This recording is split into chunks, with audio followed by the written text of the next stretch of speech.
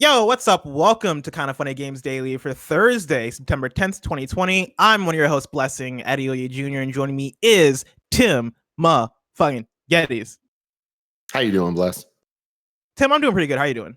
I'm doing extremely well. You know fucking why? Because a news story, number one, if it stays where I think it's going to stay on this, because a lot of things have happened in the last 15 minutes or so. But Prince of Persia, baby. Decade of Dreams somehow continues. I don't understand it. Even when the world is in shambles, somehow Tim Geddes still gets what he wants. It's fucking insane. Somehow Tim Geddes, it's wild, right? In the same month, we've gotten what? Super Mario 3D All-Stars, which I know is the Tim dream.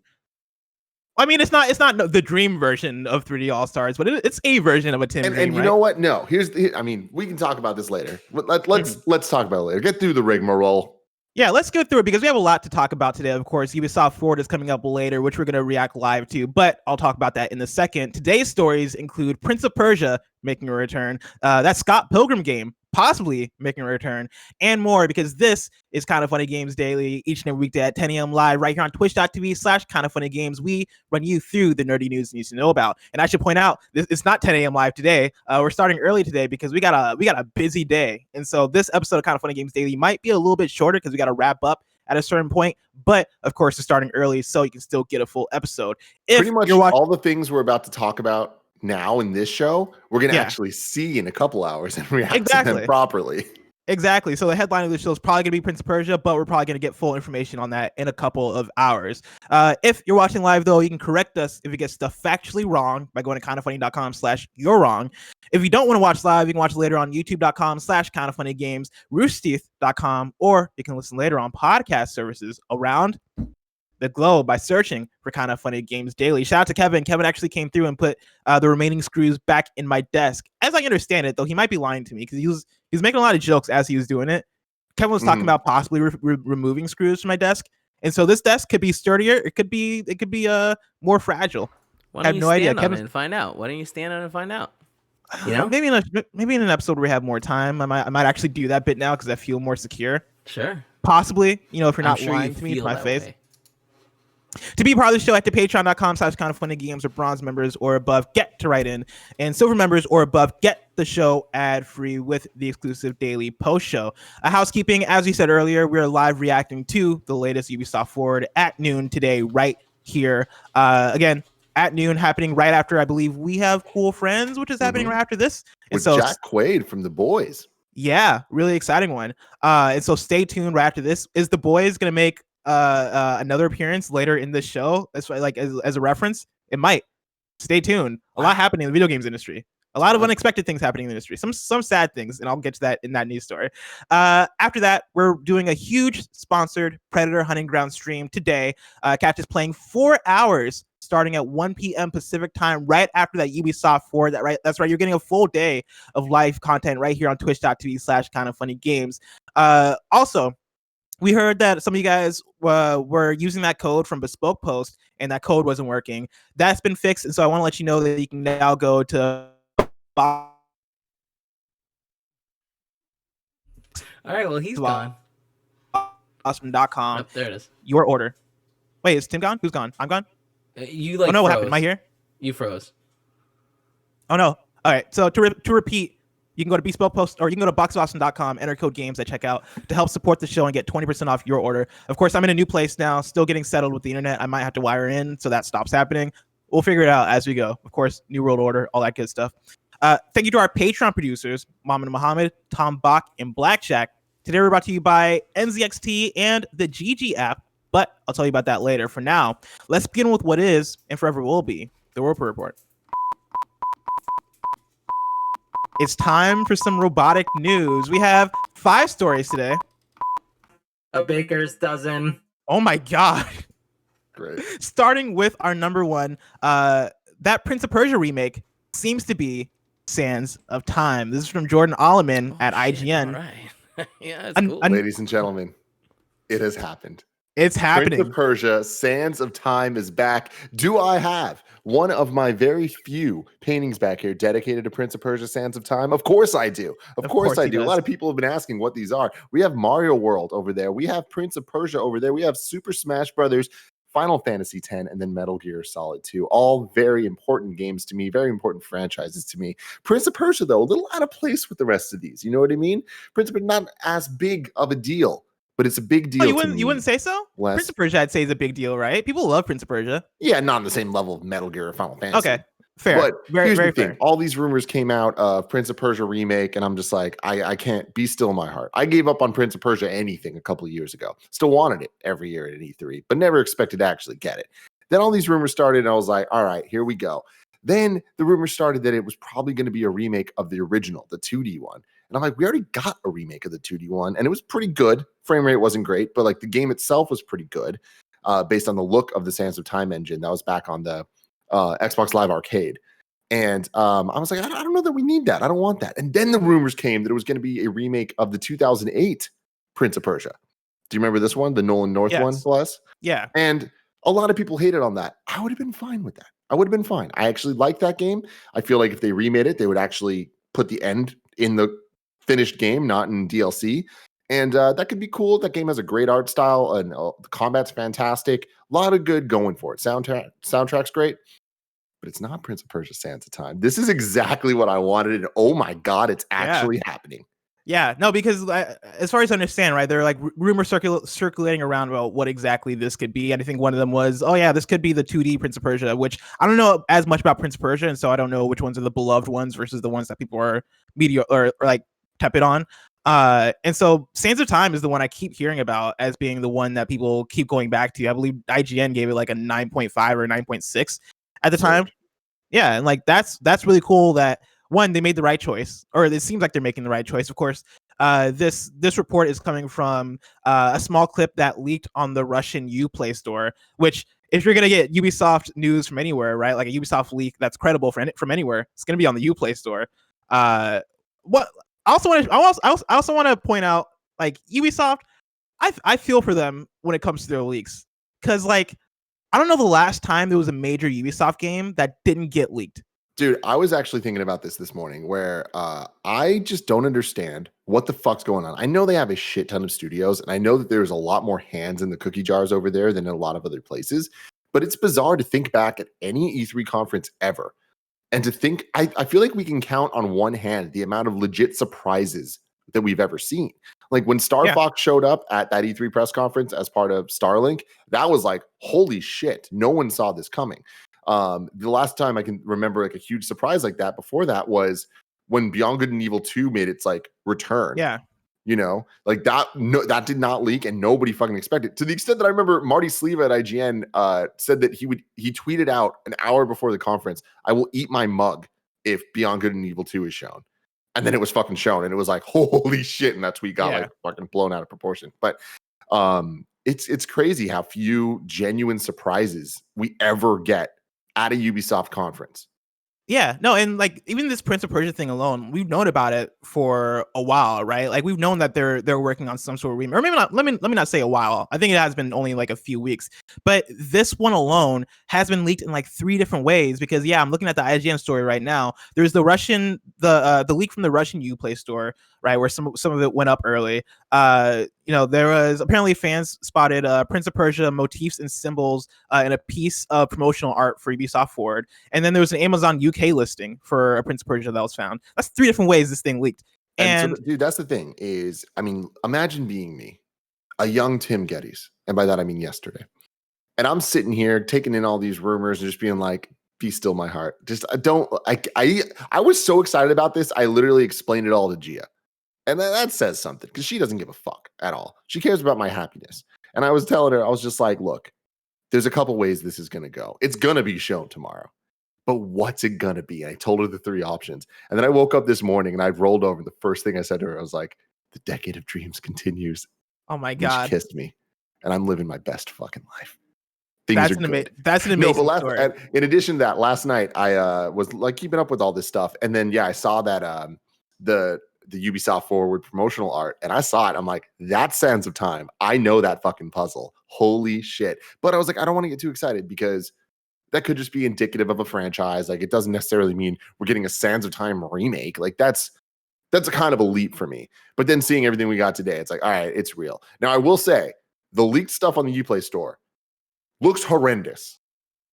Yeah, I saw some of the clips, and like I know really I would say horrendous, but it doesn't look like a current gen remake. Like, almost looks like a remaster more than a remake, from what I can tell. And with that, not to go on too long with this, but these games were remastered from PS2 over to the PS3 back in the day, and those remasters weren't that great. They didn't run well. They shoehorned 3D, like remember when PS3 was trying to do 3D? Yeah, they I remember that very well. into it. Like, it just didn't really work well. And yeah, so far this does look like that. But Daniel Lamont on Twitter was saying, and he seems like he's been in the know on this for a while.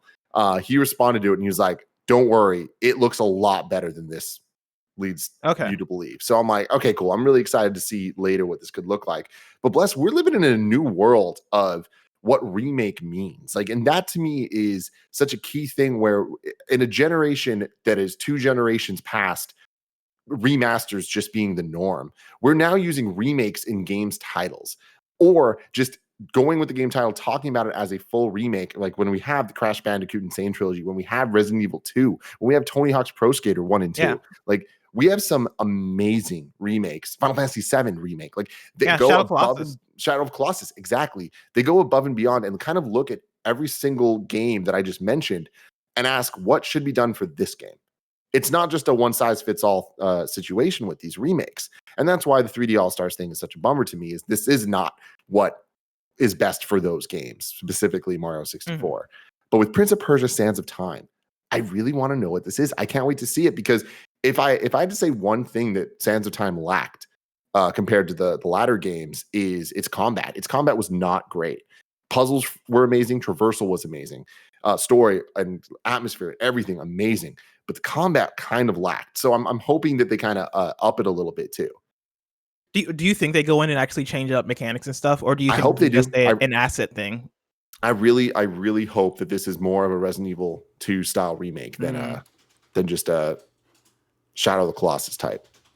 Speaking of things that might appear at this Ubisoft Forward, story number 2, Tim, Decade of Dreams. Is the Scott Pilgrim game coming back? This is Darryn Bonthuys at GameSpot who writes, "It's been a decade since Scott Pilgrim vs. the World, the game, was released, and for the last 6 years, the well-received beat-em-up has been missing after it was delisted from the Xbox 360 and PS3 digital stores at the end of 2014.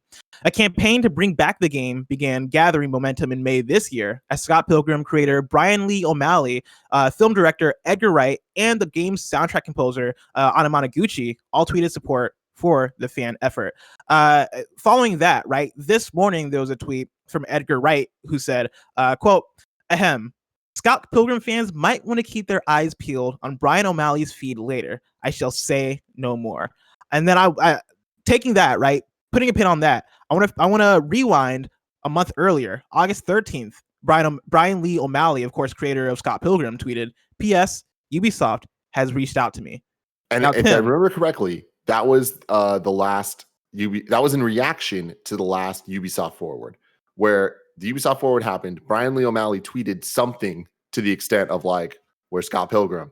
And then this was the response. So yes. I'm feeling pretty good about it. It's the 10-year anniversary of the movie. The game was awesome. Yeah, dude, I can't believe that movie came out 10 years ago. Are you serious? Yeah, that's crazy. Oloman killing the game on that soundtrack. So damn good.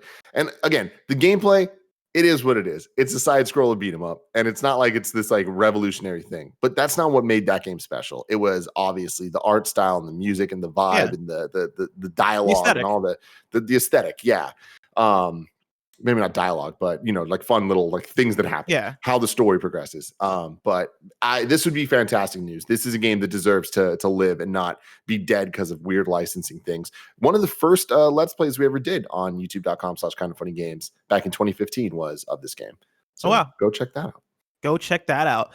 Oliver writes in to patreon.com/kindoffunnygames just like you can and says, "Hi, Bless and Tim. So apparently we're getting some much anticipated Scott Pilgrim news in today's Ubisoft Forward. Director Edgar Wright tweeted out the following this morning. Scott Pilgrim fans might want to keep their eyes peeled to Brian and Leo O'Malley's feed later. I shall say no more," end quote.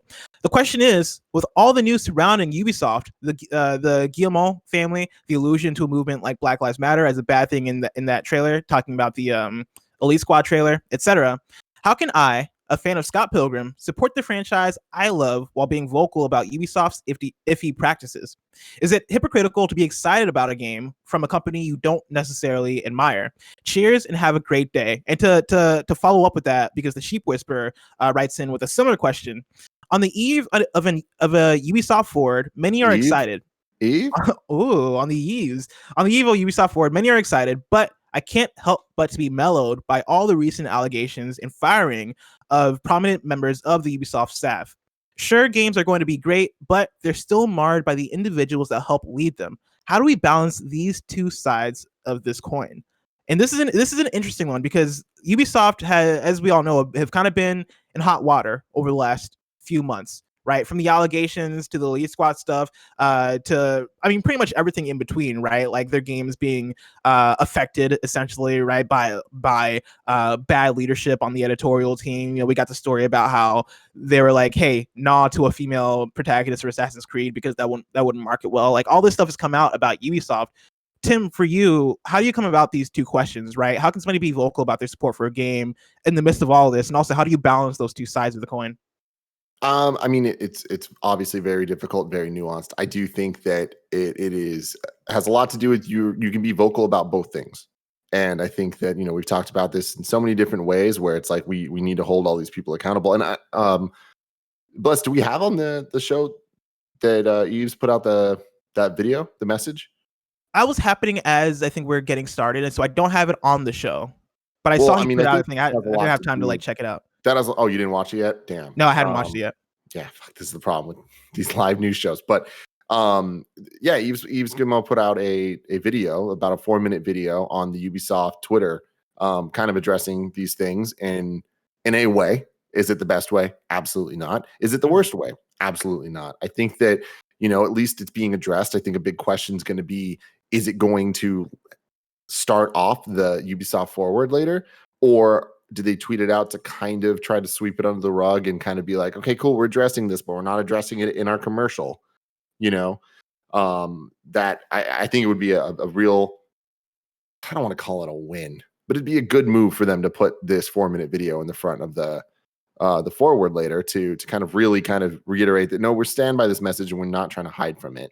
I think that the message itself has a lot of issues. Go for it, Bless. Yeah. Do you think people would be down with it coming from Yves Guillemot? Because I know, like, I know there are like a lot of mixed feelings. Because I know there are people that like Yves Guillemot. I have no opinion on him because I have not seen much from him. But there, on the other side, right, there are stories about how I forget if it's like his nephew or one of his relatives who were leading up his son. Yeah, that was leading up the Elite Squad team, and that was obviously a thing of nepotism, right? Of him being able to lead that team despite his experience maybe not lining up with what you'd expect from somebody leading a team, and then you get what Elite Squad is.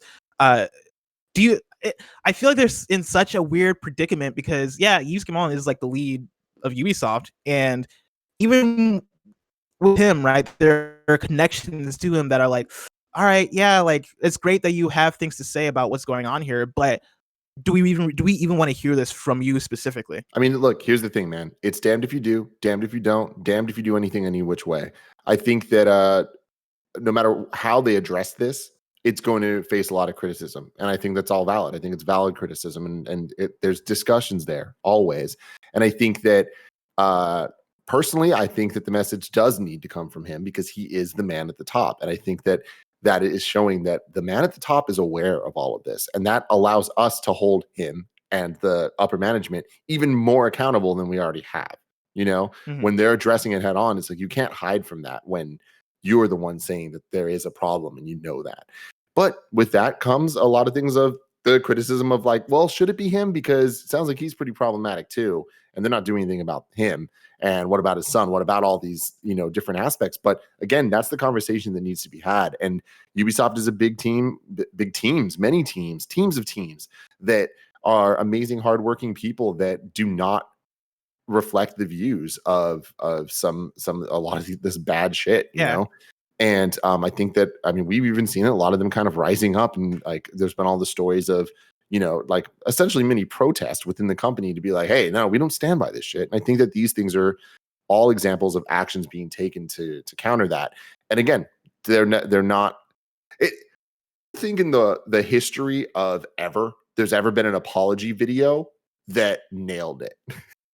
Because I think that by definition, it's kind of like an apology video is a public thing that you're apologizing to many different people. So what one person's looking for, someone else isn't, you know? So it's like if it's an apology to many, if someone accepts the apology, there's going to be thousands of others that don't. And that's fine. But it does put everything in a interesting lens of, cool, so what are people supposed to do? And I see this as a good thing that they are addressing it, because Ubisoft could have just went today and not addressed it at all. They're addressing it on the day of the Forward. And are they only doing that to save face and because they were pressured into it? Yeah, but they were pressured into it. So that's some motion in a positive direction. Yeah, I'm definitely with that. And to the question of how do you balance both sides of the coin, I think that comes back to a part you just said, right? There are so many people that work at Ubisoft that have no involvement with the bad actors there. Like, I know the bad actors that were let go, many of them were higher ups. Some of them were not necessarily as high as like being one of the leads of the creative team, right? But like, you know, for a company that employs hundreds and hundreds of people, you know, most of those people hardworking and probably want the best for the product, right? Like, there's so many people on the creative teams there that want the best for the product and that work hard and want you to be excited about Assassin's Creed, want you to be excited about Immortals, want you to be excited about Far Cry 6, or whatever the project may be. And for me, when it comes to supporting a creative project that has so many hands involved in it, I kind of keep that in mind. It is very hard for me to want to protest a thing like that, because I know there are good people and passionate people and creative people that very much do still want your support. They don't want their hard work to go to waste because of one bad actor or two bad actors or however many bad actors there may be in this case. Yeah, man, it's nuanced and it sucks, man. It's a difficult thing. Yeah, we've talked for years on Kind of Funny about separating the artist from the art. And I do think that as time goes on, sitting here now in September 2020, that it's at an all-time high, and I have the lowest tolerance for that type of separation, where I think that the way that the discourse has kind of turned, and just with where everything's at, because there's a reality we're facing right now where every way you turn, the world is upside down. And with that, our views need to change on things. And the way that we kind of consume things and think about things has to change. And I think in many ways already has changed. So many things that I said before about even like just like supporting artists that have ridiculous views a couple of years ago, I have a different thought on now, where it's like it gets harder and harder for me to listen to some artists where I'm like, man, not only are you not showing growth, you are going in a direction I cannot stand by. And when it comes to these type of things where it's like there's these people on top that seem to be making these horrible decisions or like doing horrible things, and there's all the people below them, there's an extra layer of complexity of how to deal with it and how to talk about it. But I do think that, again, these are steps forward. It's not leaps, it's not solving the problem by any means. Steps Ubisoft Forward. It's Ubisoft Forward. There you go. But I really just think that at the end of the day, it's easy to look at this and be like, oh, they're just trying to save face. Yes, they are. Obviously. Let's move on from that. What else was accomplished here? What else could be accomplished next? Like, or like make your own getting judgment stuck call in the conversations that are, at least in my opinion, obvious. Yes, that is exactly what they're doing.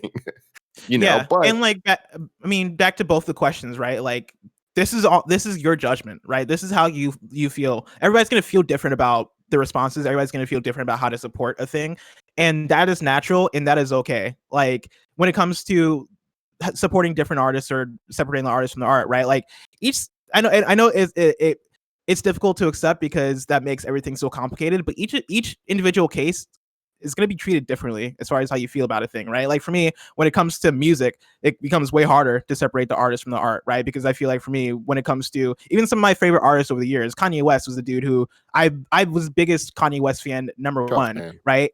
And like, Kanye West within the last few years has shown the opposite of growth, right? It's been such a weird and tumultuous time when it comes to his public perception and all these different actions that he has and all these things.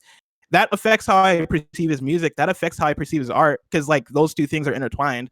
with Ubisoft, right? It's kind of that stuff is more separated because we're talking about a game versus music, which is probably more personal in terms of the actual content in there.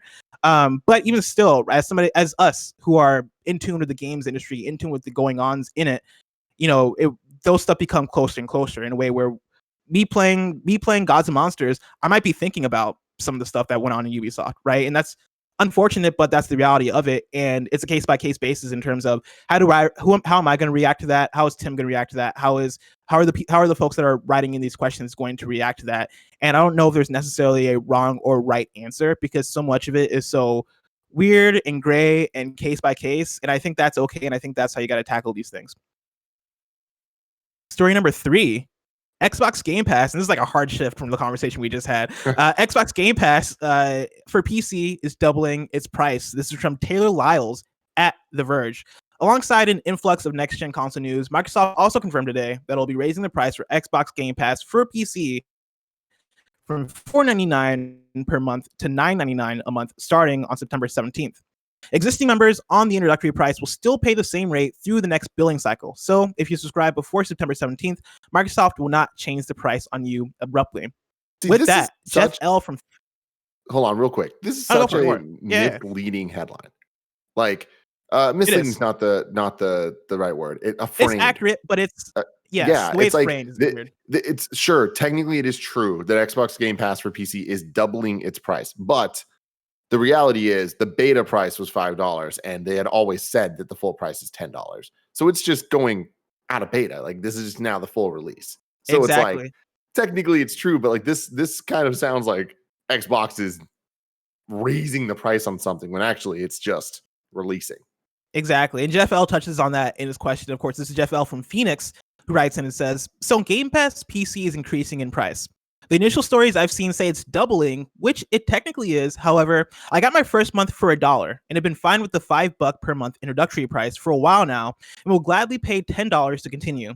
Would have even before they added EA Play. Seems a lot of people are upset on the internet, at least from the initial responses I've seen. Some seem to think the price increase is due to EA, but from the beginning, they have been clear $5 was the introductory price while it was new to PC. As you all have said on KFGD before, Game Pass is a phenomenal deal. For instance, I got to play Astroneer, then try out the new Battletoads, jump into Forza, and had the new Microsoft Flight Simulator and Crusader Kings the day they came out. Both highly regarded new releases. Plus, I'll get the new Halo and other first-party Microsoft games at release, and they are giving the complete Destiny 2 out later this month. The negativity and surprising hostility this has gotten so quickly has become, in my anecdotal opinion, all too common in any public forum about video games. I guess my question comes to this. Is any slight increase to price for... Is any slight increases to increase the prices for and in video games always going to be met with such aggressiveness?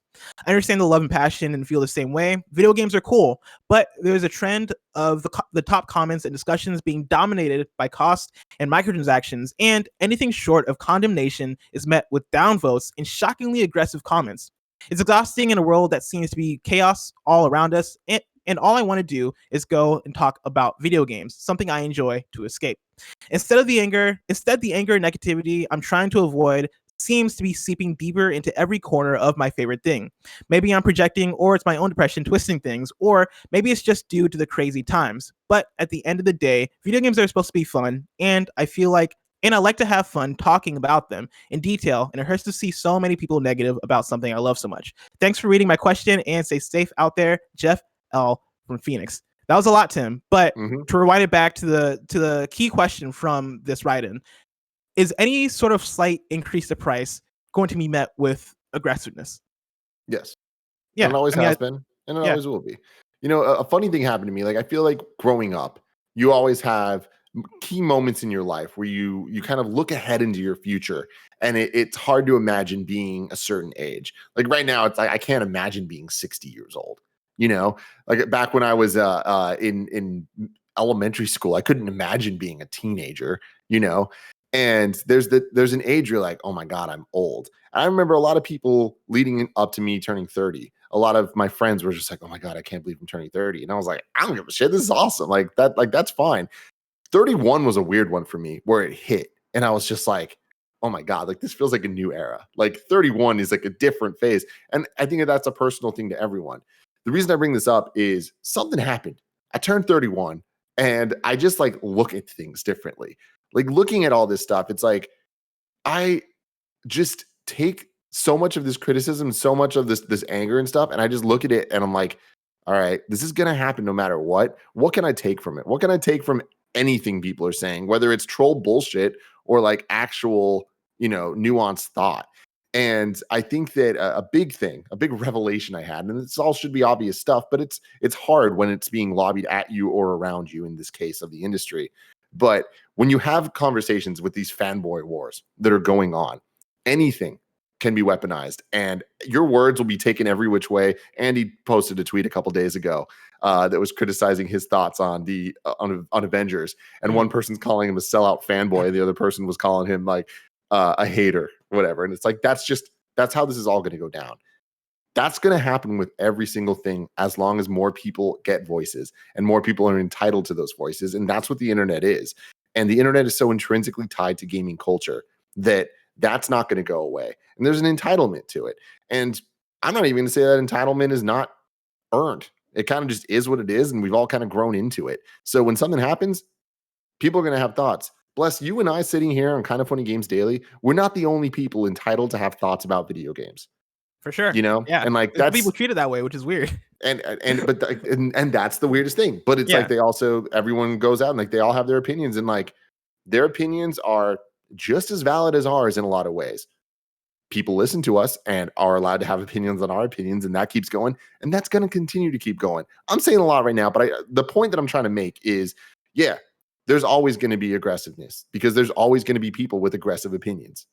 Yeah, and I think, especially when you look at the internet and the way the internet is framed and algorithms and all that stuff, it is going to be the most vocal people that rise to the top. And so when you talk about like the comments, I know Greg has always talked about the vocal minority, and there is truth in that. If I'm watching a thing, or if I hear a piece of news, right? If I hear that Xbox is raising the price of Game Pass for PC, and like as fine of a thing that is for the context that was given for it, if I'm angry about it and I vocalize that then means that other people who either identify with that or see that and feel like they should identify with that are going to raise that to the top, and thus creating this level of toxicity that always rises to the top, right? Toxicity is like heat. Like it will always rise to the top of the comments. Because that's how it works, right? That's how the quote unquote vocal minority works, right? Or not even the vocal minority, just the folks who are vocal about things, right? That most people might not even care about.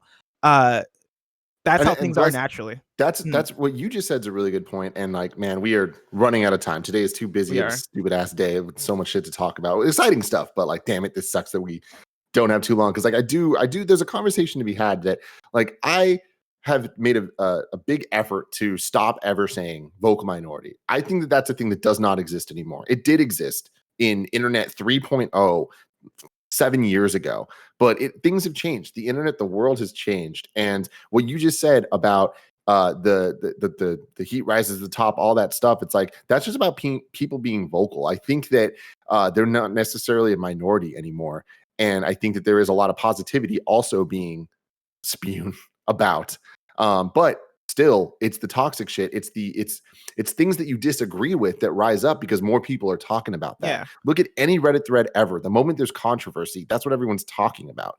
Like life is fucking reality TV. Like that's all that it is when it comes to any of this stuff. Maybe like a better term for it might even be like the vocal polarization, right? Like it's the polarizing sides to things that will get raised to the top, and that's just the naturality of it, as unfortunate as that is, because I feel like a lot of nuance gets lost in that. A lot of the true conversations that are happening get lost in that, and that's kind of the order of things. And so people are going to get angry about prices, and it's on us to be like, all right, do we see value in that? Do we agree with that? Do we disagree with that? All right, how do I feel? Cool, move on. And that's how things go. Speaking of moving on, though, I got to move in to sponsors. Of course, this show is brought to you by NZXT. You can go to kindoffunny.com/ Patreon to get the show ad free. Tim, do you actually want to tell us about NZXT BLD, because I think this is one of the ones that you're excited about? Yes, definitely. This episode is brought to you by NZXT BLD, brought to you by them and their new $699 NZXT starter PC. It's a perfect first gaming PC that is well-rounded for school and work. It's beautiful as well.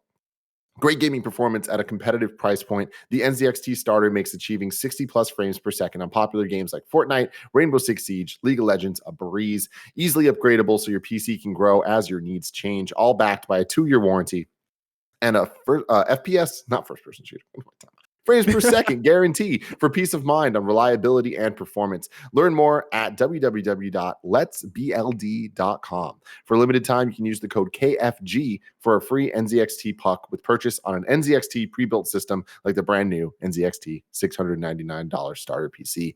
The NZXT puck must be added to your cart before you purchase for the discounts to apply. Again, check out NZXT's new starter PC series. It's an excellent first gaming PC. There's a link in the description, or go to letsbld.com and use code KFG. Andy and I have been using our NZXTs for a while now. I absolutely love it. I finally set mine up and been using it, and it is just chef's kiss. Beautiful. Kiss. Oh my goodness. I can also tell go for it. Oh, well, I mean, I was going to go into the next sponsor unless you want to tell us about that. I will, because this is another thing here. So this is actually an interesting sponsorship opportunity. Multiple best friends involved in this. The person that designed this app is actually a best friend, but there's also a group of best friends led by Eric Brudanos that have been big fans and supporters of this app and using it in the community. And I think it's a really cool thing. Barrett's been using it for a long time, and I was like, you know what? I want to give this thing a shout out because it's actually really damn cool. This is the GG app. You can go to ggapp.io/kindoffunnygames to see all this. Kev, if you could actually bring this up, that'd be pretty cool. I'm just going to read the what they wrote for me because they did a good job. They know what they're talking about.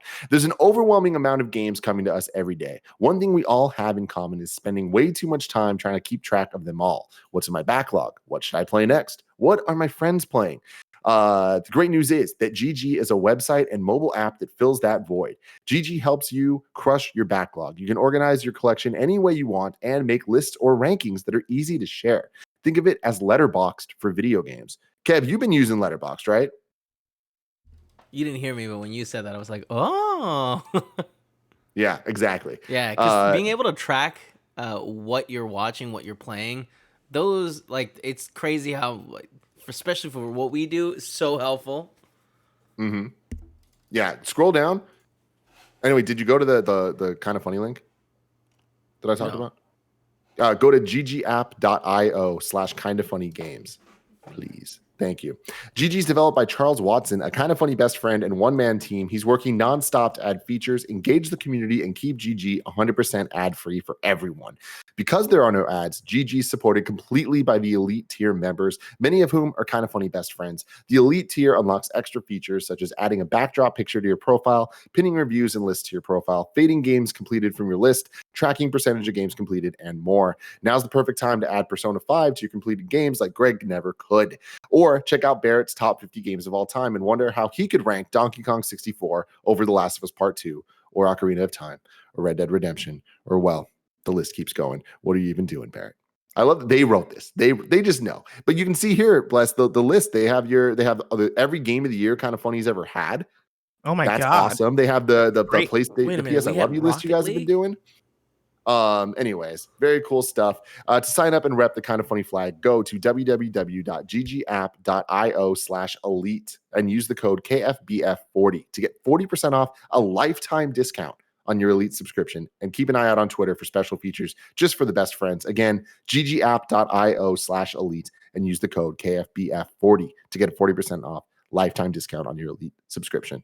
Very cool stuff. It's a huge discount. That's great. That's awesome. Story number 4.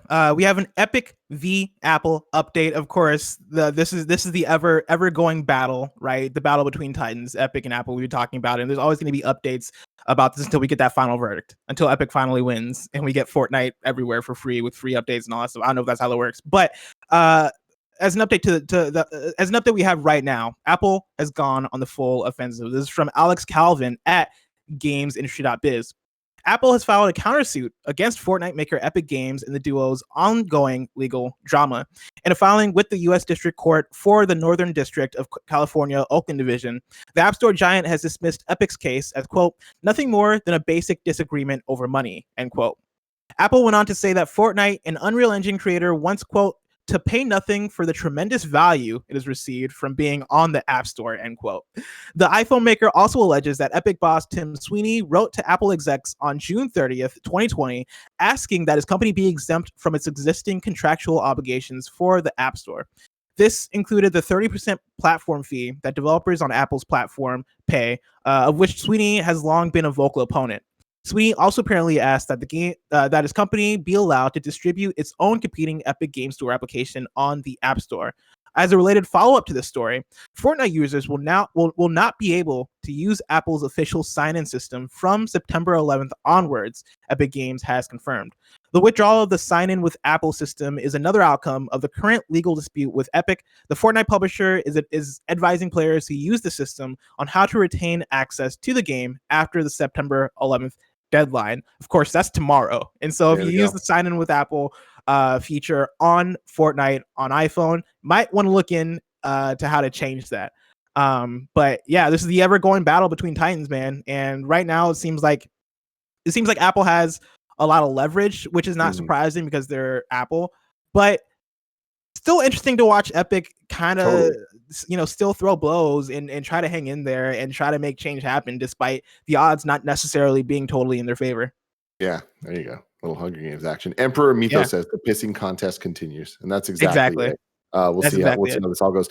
Real quick, this is a not professional thing to do, but here we are. Kind of funny. Kev, it's about to be 10:30, and when we have cool friends with like big deal people like Jack Quaid, I don't want to mess this up. But I want to keep the show going. What are our options, Kev? Kevin's thinking real hard. Even if we have to just cut and like, I'm sorry, live people, but you guys would much rather. I can legit rush through story number 5 in the out today and get us out of here in 4 minutes. Barrett run the rest, and then Cool Greg stitch it all together. Okay. Does that make sense? Like I could get us through to new dates in probably 4 minutes flat, and then we can go to the post show. Let's do that. Okay. All right. Last story number 5. No More Heroes has been delayed to 2021, and my heart has been broken. Tim, I'm really excited to see the final the final product of No More Heroes 3, but that apparently is so far away now. If I want to know what's coming out to mom and grab shops today, where would I look? The official list of upcoming software across each and every platform is listed by the Kind of Funny Games Daily Show host each and every weekday. Yeah.